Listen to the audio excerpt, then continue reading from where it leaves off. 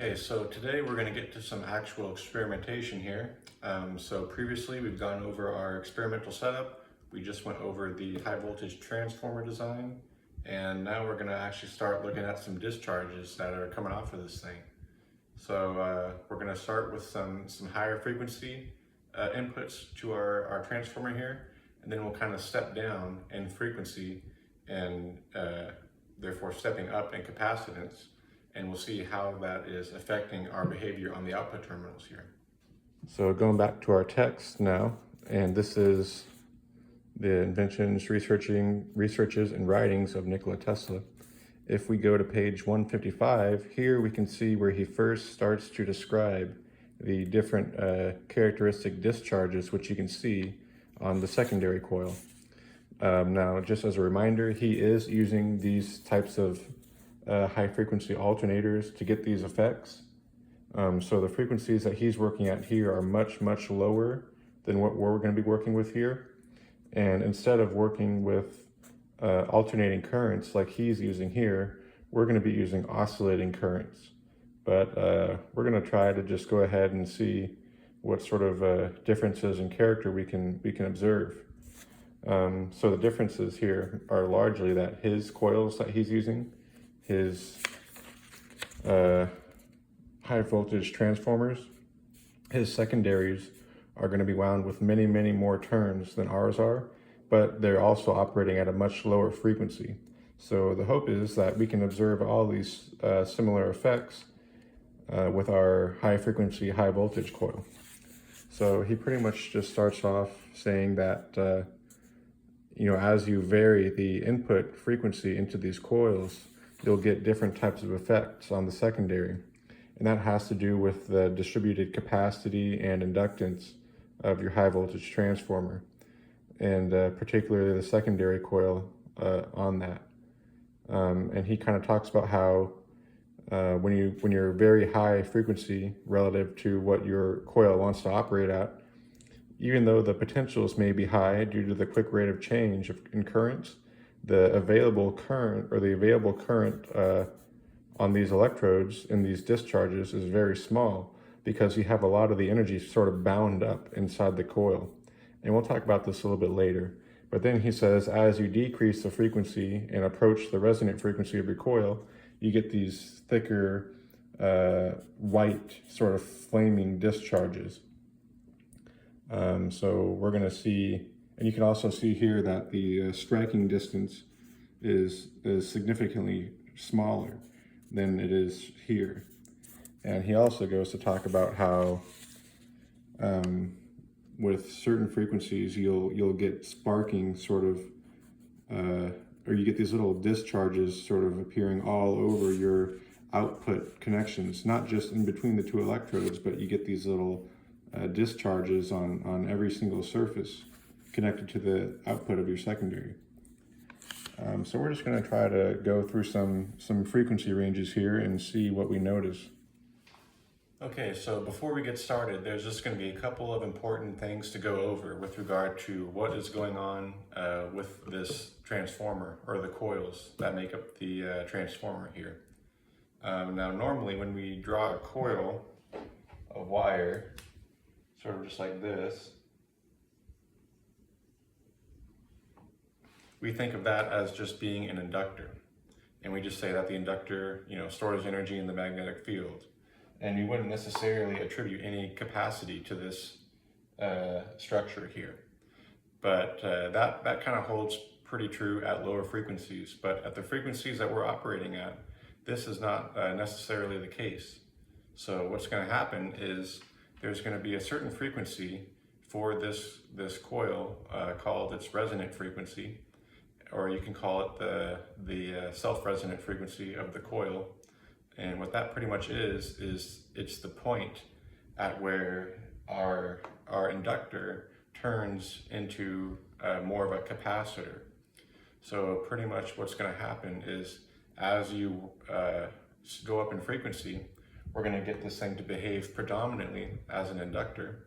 And then at a certain point, there's going to be the resonant point of the coil, which is where the energy stored in the magnetic field and the energy stored in the dielectric field are equivalent to each other, and the self-capacitance is equal to the self-inductance of the coil. And at this point, the reactance sort of cancels itself out and you just get a resistive load. And then once you push the input frequency beyond this point, instead of behaving as an inductor, it actually behaves predominantly as a capacitor, as most of the energy is dumped into the dielectric field and less energy is now going to the magnetic field. So there's a switch which occurs as you go up in frequency. And we'll kind of see the effects that has on the behavior of this coil. So for this coil, what's going to happen is we're going to start off with the high frequency first. So we're going to put the smallest amount of capacitance on our capacitor bank that we can, and then we'll keep increasing the capacitance. So basically what we're going to do is we're going to start off with the highest frequency. We're going to start well above our resonant point, and we're going to bring it down beyond our resonant point. And we'll see what kind of effects that has on our coil. Also, we can forget about this right now, but I used a vector network analyzer to do some analysis on this. Maybe I can do a video later to kind of go into that a little bit, but I did find that our secondary coil wants to oscillate at about 280 kilocycles. So what this is how I was saying, there's a particular frequency at which the reactances, the capacitive reactance and the magnetic reactance cancel each other out. It happens at about 280 kilocycles. Now, we can't necessarily say that this coil has a resonant frequency of 280 kilocycles, because this also depends on what's going on in the primary circuit, because they're coupled to each other.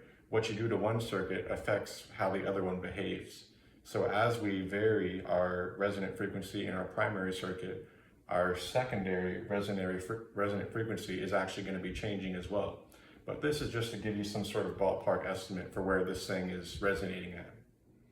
Okay, so here's our first capacitor configuration. I just have here one of these capacitor combinations here, and with the three of these small 150 picofarad capacitors connected in series, that gives us 0.5 nanofarads total. So right now we just have 0.5 nanofarads of capacity and 120 microhenries effective inductance here on this parallel connected primary wire.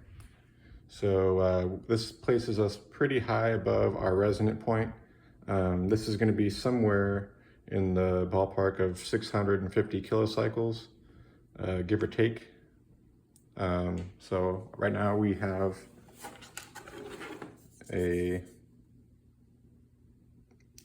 about a 1.5-ish inch gap here. So we'll see what this does here. I'm going to dim the lights. I'll leave them on a little bit. Okay. We're going to enable power, and we'll get it breaking. And I have a kind of hard to see, but I have a moderate gap size, so we'll get some pretty decent current injection off of this. All right.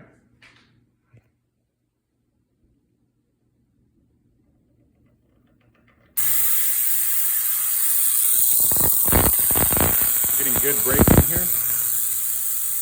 We don't get any effect on the secondary. I'm going to keep turning it up.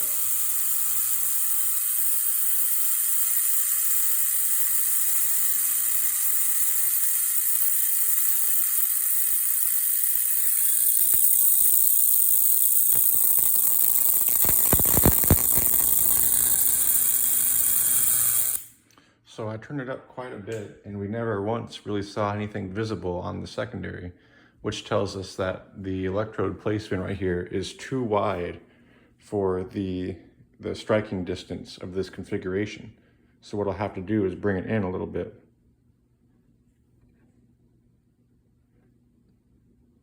All right, now we're going to try this. So basically what this means is we need less potential in order to jump this gap than we did before, where it was a larger gap. So we'll go ahead and try this again.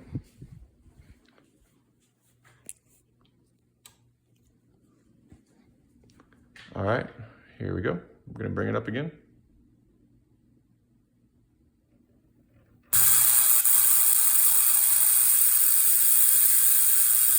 I'm just starting to get some streaming on the secondary.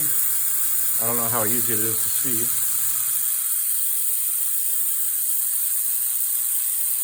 There's just barely some streaming beginning here. Still no breaks.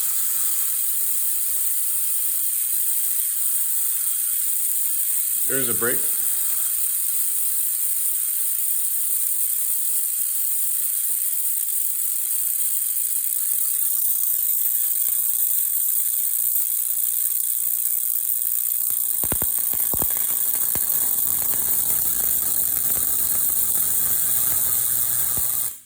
So the fact that it was so tough to get a break right there tells me that I'm right there at the distance where we're able to get our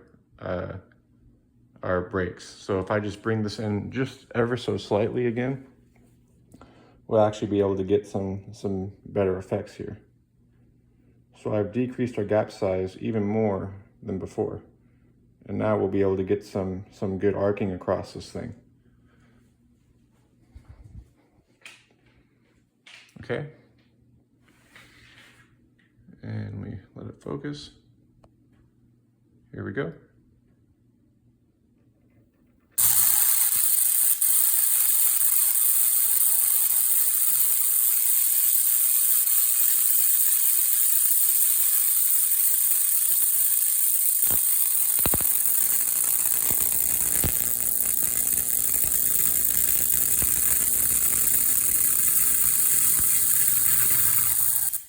Okay, so it looks like we found a good distance for this. Okay, so what I noticed during that last run is that initially when I first started getting breaks across the spark gap, I was not really getting any arcing between the two electrodes.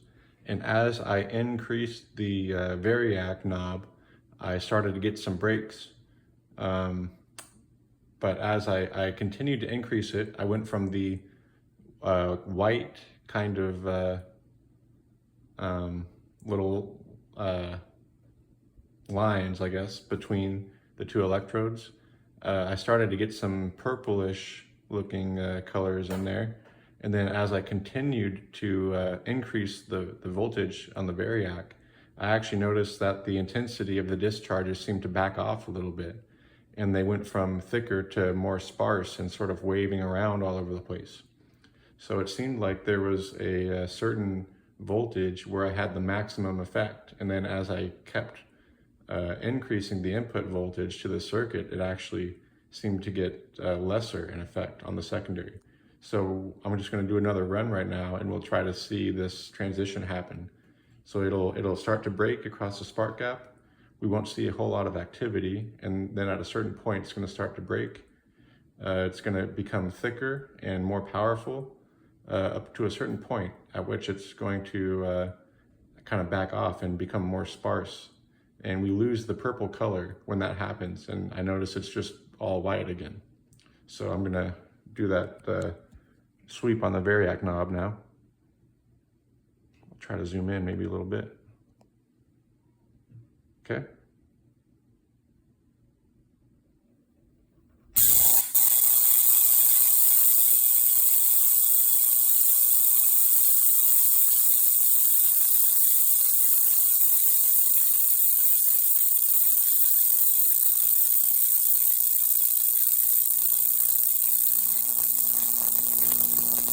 And this is actually max voltage right now. So you can see the effect is a lot weaker than when it was about halfway.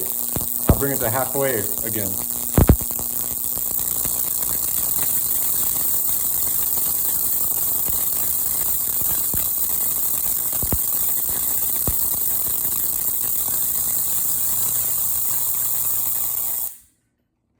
Okay, so let's kind of try to figure out what's going on here. So what we just saw was that when we operated this coil at a frequency which was very well above the self-resonant frequency of the transformer here, we saw that the actual striking distance between the two electrodes had to be quite small in order to actually get anything to break across it. So this is something which Tesla kind of talks about in his experiments towards the beginning of this lecture quite a bit. And there are a couple of effects that we can make note of, or that are at play here. So the first thing is that as you increase the frequency into a coil, you're increasing the potentials that are active around that coil. And that's because as you increase the rate of change of current, the voltage will increase as well. Now, as you increase the frequency and therefore increase the voltage, what you're also doing is increasing the amount of energy stored in the dielectric field because of the capacity of the coil. So essentially what's happening here as we're increasing our frequency beyond the resonant frequency of the coil is we're actually getting energy that's sort of stuck up inside the coil. And therefore our goal of getting all the energy to appear at the two output terminals, we're not able to attain this because so much energy is actually getting stuck up inside the coil and it's not able to escape at the rate we want it to. So we're creating high potentials and we're storing quite a bit of energy, but it's just not available to us. So in order to get this coil operating more how we would prefer, we'll have to drop the input frequency. So what we're going to do now is to continue to drop the input frequency, and we'll see how that affects things like our striking distance. So what we could hope to see would be that as we add more capacitance, we're able to spread our electrodes further apart and get longer arcs. So now I'm going to add another 0.5 nanofarad capacitor into our bank, making a total of 1 nanofarad of capacitance. We'll still be pretty well above our resonant point, but hopefully we'll see that the striking distance increases. All right, so I've added in our second 0.5 nanofarad capacitor. So now we're up to about 1 nanofarad of capacitance in our primary circuit. With the 120 microhenry inductor, this is still putting us pretty well above our resonant frequency of approximately 280 kilocycles, but we're closer to it than we were before. So I've adjusted our gap to approximately 1.5 inches now. Hopefully this time, with the added capacity, we'll be able to actually strike this distance. So let me dim the lights and we'll look at the effect of that added capacity. I'm gonna enable power and start turning it on. I'll try to zoom in a little bit.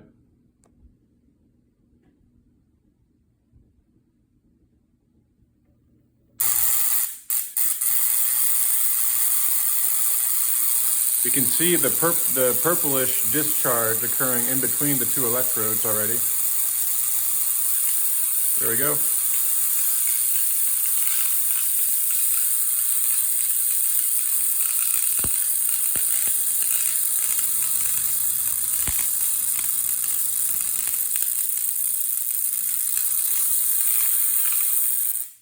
So I did notice that the same sort of thing happened as before, where I turn up the variac and up to a certain point, it looks like the intensity of the discharges is increasing. But once I drive the potential beyond that point and our current injections into the primary reach a certain frequency, it seems like the effect sort of gets weaker and weaker and ultimately diminishes. So I'm gonna do another sweep here with the variac, and we'll see that the intensity is increasing for a while, and then it'll start to decrease. So I'm gonna do a sweep down.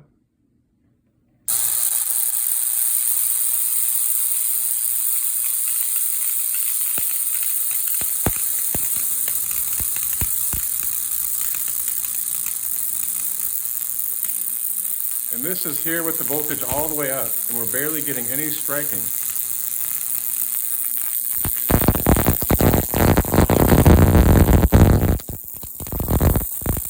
Turn it down.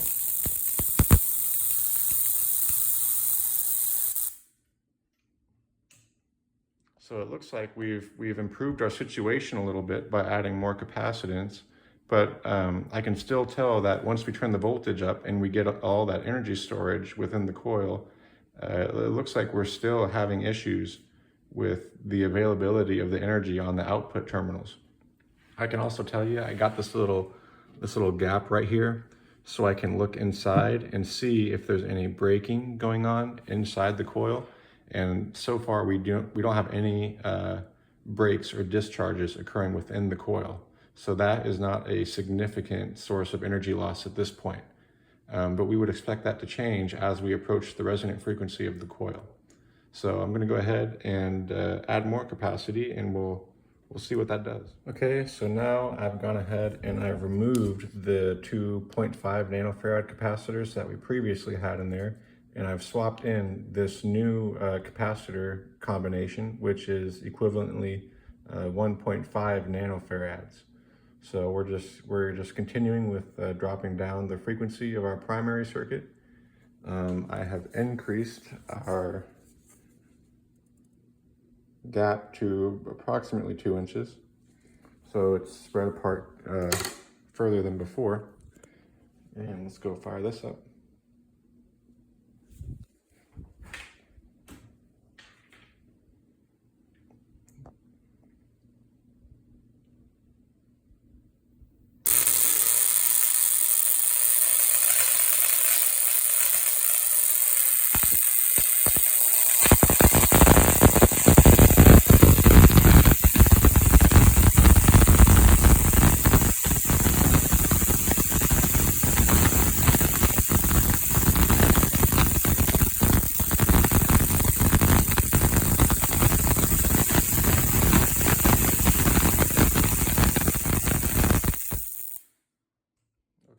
So definitely we're starting to perceive some much stronger effects than before. So you can see that the striking distance was approximately 2 inches, and we got a loud spray of white sparks. And it was kind of hard. It didn't really pick up on the video too much, but I did start to notice little discharges coming out of these bolts here and all along down the electrodes. So maybe if I turn the lights off, we'll see that a little better. Let me try real quick, just with the lights completely off.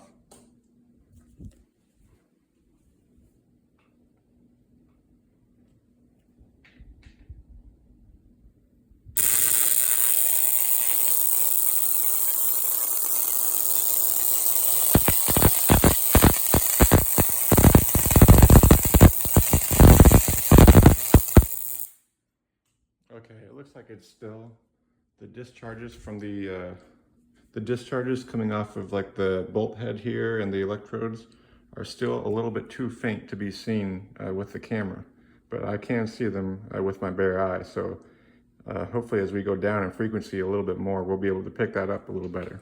Okay, I have added back in one of our 0.5 nanofarad capacitors, putting us at about 2 nanofarads in total now. I've also gone ahead and increased our gap between our electrodes to approximately 2.5 inches. So it's about 1/2 inch wider than before, and we're going to see if we can break this.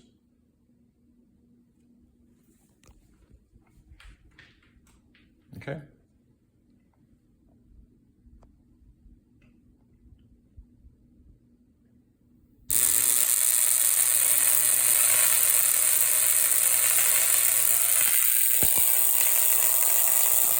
Here we can start to see the streamers coming in along the electrodes.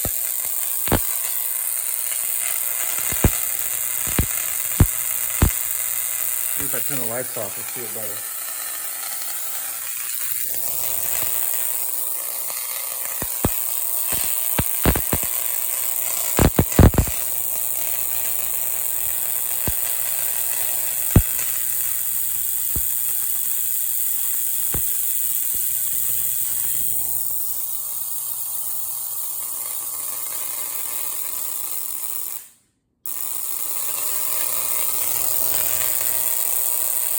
So what I noticed just now was that I was turning up the input on the variac, and then once I just did a little bit of a turn more, all of the sparking basically stopped. And when I looked down into here and I noticed that we had braking occurring inside of our transformer. So it seems like at this distance and with this capacity, the stress on the dielectric was just too much inside the coil and it started to break. So let me see if I can get that to happen again here. I'll kind of point down inside.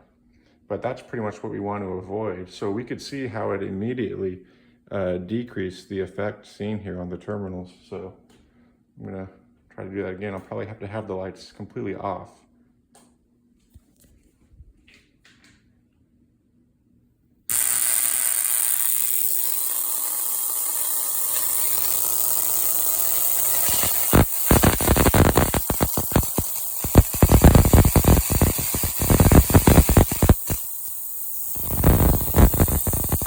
There we go. You can see that's the break happening inside.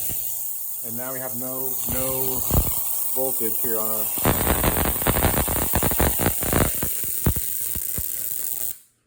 So it looks like, well, we could definitely see that braking inside the transformer was pretty detrimental to the performance of this thing. One thing we could try doing is just bring these electrodes in a little bit. And what that's going to do is it's not going to allow the voltage to reach such a level that the braking will be too much, or the voltage will be too much for the dielectric within the coil. So what this is going to do, by bringing the electrodes in a little bit, it's not going to allow the voltage to reach a high enough level here for this braking to happen. So basically we're going to be discharging that secondary coil more quickly than before, so that energy buildup isn't going to be allowed to happen. So let me just run this real quick and see if we do get braking inside the transformer.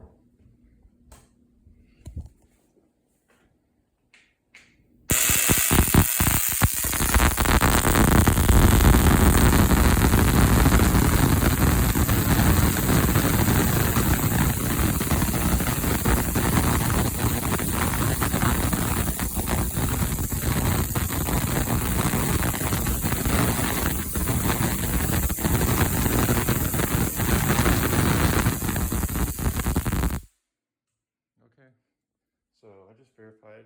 I was kind of watching inside that whole time, but we did not get any braking occurring inside the transformer. That's why the effect on these output terminals looks so great. So we did get some pretty good activity here on the secondary. However, this will prevent us from, really seeing where this coil can go, because the fact that this thing is braking inside is basically limiting the potential that we can build on these secondary terminals, and it's limiting this gap that we can do. So it seems like at this point we've gone low enough in frequency to where the current going through the secondary coil is high enough that we're just getting all kinds of braking occurring. So what we're going to have to do at this point is, I don't want to necessarily push this any further, because it might damage the coil if I go down in frequency anymore. If I kept going down, what's going to happen is we're going to get all kinds of braking going on in here and really weak effects on the output terminal. I guess just to demonstrate this, I could do a really quick run where I put on one of these like 3.3 nanofarad capacitor combinations, and we could see that with a gap just like this, which it should be able to breach no problem, we should be able to see that there's all kinds of activity going on inside the coil.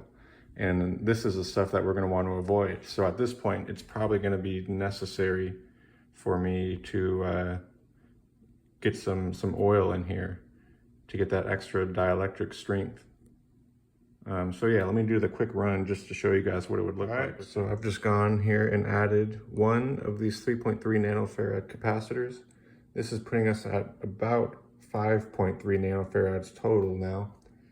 So we're approaching we're still above the resonant frequency of the secondary circuit, but we're approaching it much more closely now. So with the same spark gap, I would expect, based on what we saw in the last run, I would expect all kinds of activity to be going on inside of this coil here. And I won't run it very long because we want to, avoid that as much as possible, just for longevity of our coil here, but just as a quick demonstration. So I'll kind of kill the lights. And right now I'm working with oh,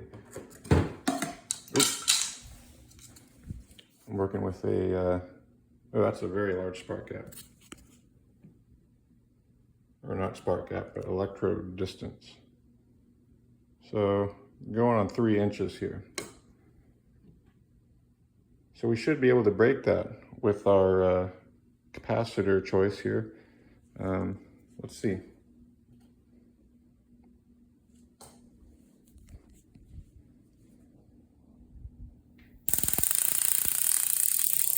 I see very little effects on the output,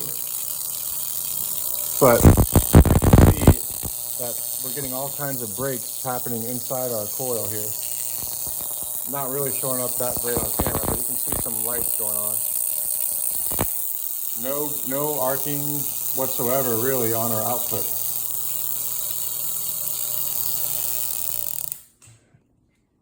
And you couldn't, I don't know how well you could pick up the sound, but I can hear that there's all kinds of breaking going on in here. Anytime you hear that little kind of hollow sound, that's from the breaking inside of this enclosed space. But again, it probably didn't come up that great on film here.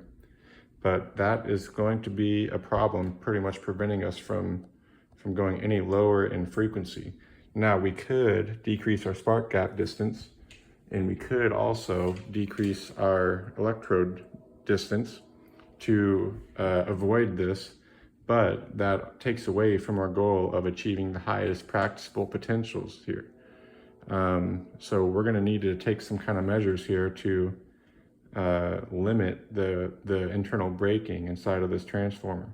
So with this little bit of experimentation, what we were able to observe was that with the high frequencies we were using initially, the striking distance between the 2 electrodes was very small. And as we continued to drop the frequency by increasing our capacitance, we saw the striking distance was greatly increased. Now what this is kind of suggesting is that at the high frequencies, the coil was acting very capacitively, or predominantly as a capacitor. So when we send our impulses of current into the coil, a lot of the current must go into charging up the dielectric field into the inside the coil. And this is kind of the reason for the lack of availability of the electrical energy at the output terminals, is because all the energy is being used up in the internal capacitance in the coil. So by dropping the frequency which we're impulsing into this coil, we're effectively making the secondary coil act less and less as a capacitor, as the self-inductance and the self-capacitance begin to balance out a little bit more. Ultimately, our goal would be the rate of energy storage and consumption in the secondary are equal to each other. So we get kind of an even dumping and removing of energy in the secondary coil. But right now we have very unequal rates where we're storing energy in the dielectric and the magnetic fields. So this seems to be what's leading to our the shorter sparking distances at the high frequencies and the lesser effects.